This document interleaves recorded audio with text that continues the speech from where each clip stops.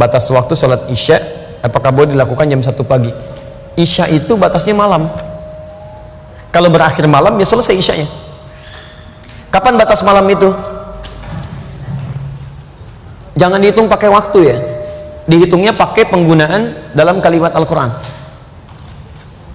Perhatikan sini.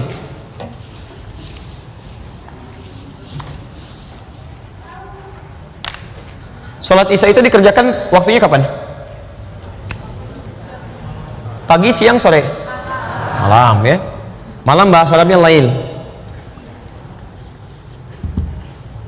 Ingat ada muqaddimatul lail, awal malam. Muqaddimatul lail, ini awal malam. Ada lail, ini malam. Kalau muqaddimatul lail, ini belum malam, baru jeda waktu menuju malam. Ini yang disebut dengan maghrib. Maghrib.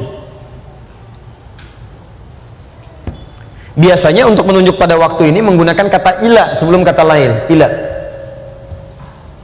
Misal, Anda puasa kan? Mulainya kapan? Subuh. Baik. Bukannya kapan? Maghrib kan? Maghrib. Ketika menyebutkan maghrib, kalimat Qurannya ini ilal lail. Quran surah kedua Al-Baqarah ayat 187. Paling kanan di pertengahan. Tsumma atimmus siyama ilal lail. Kemudian sempurnakanlah puasa sampai di awal malam. Maksudnya maghrib, bukan sampai isya. Awas, karena ada orang dalam satu aliran, dalam sekte Syiah itu puasanya sampai isya. Betul, sampai isya, terlampau soleh. Nabi aja maghrib, dia isya.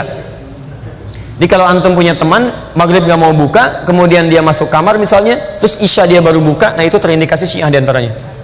Ya. Nah, sekarang lihat. Kalau sampai masuknya malam, maka itu yang disebut dengan lail. Lail. Ini yang dimaksud dengan malam. Kalau malam sudah tiba, maka dimulai dengan isya di sini. Isya.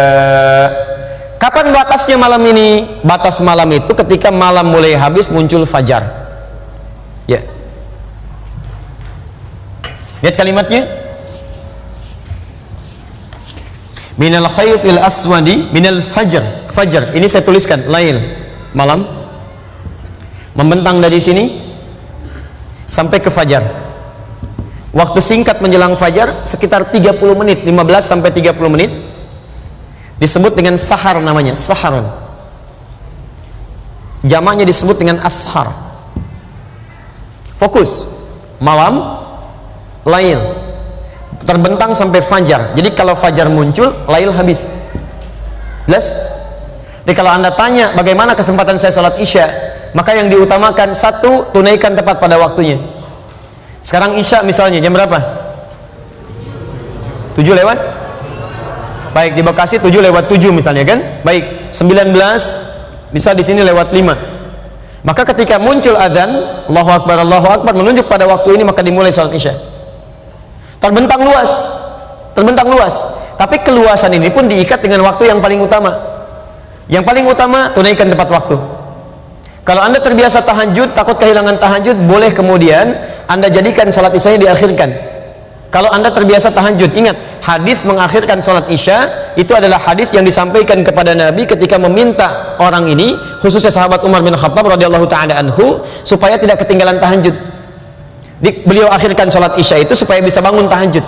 Karena umumnya orang kalau belum mengerjakan yang wajib akan biasa lebih kuat motivasinya bangun dibandingkan dengan yang sunnah. Nggak percaya begini, Bapak Ibu belum sholat isya, silahkan tidur, malamnya pasti bangun. Karena ada beban yang merasa belum ditunaikan. Tapi kalau Anda misalnya maaf sudah sholat isya, kemudian Anda tidur tidak terbiasa tahajud, itu bangunnya boleh jadi bisa mendekat ke subuh. Jelas ya?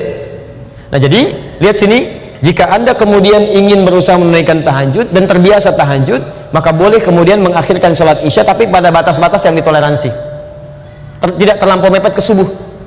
Misal Anda bangun jam 2, ya, Anda misalnya dari jam 1 atau misalnya jam 3 dan sebagainya.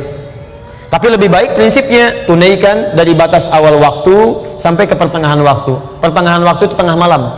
Kalau kita ambil jam 12 atau kisaran sampai jam 1. Ya. Dan dianggap tidak disukai, bahkan makruh bagi orang-orang yang sengaja mengakhirkan sholat isya sampai ke waktu sahar, sampai ke sini 30 menit sebelum waktu subuh. Itu dipandang makruh sekalipun masih ada waktunya di situ. Jelas ya?